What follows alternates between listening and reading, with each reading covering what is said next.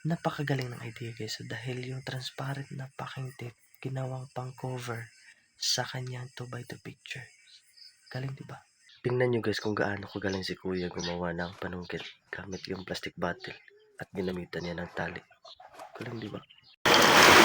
Hello! Hello! Tika na loja! Tika na loja!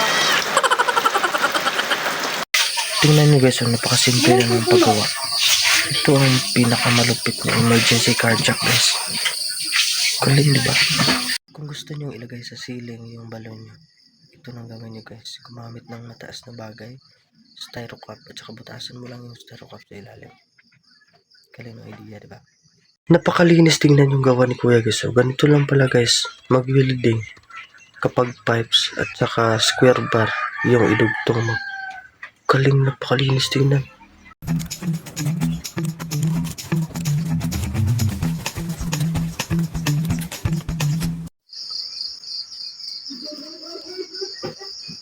Mahirapan mo pang sarili mo daw.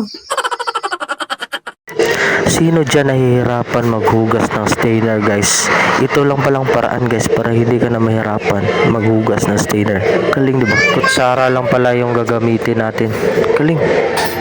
Kumuha ka lang pala ng kapirasong hose at butasan mo sa gitna. May handle ka na. Kung sira yung handle ng plug nyo. Galing ng idea diba? Kung kulang kayo sa space para maglagay ng mga tasa nyo, ito lang pala yung technique guys.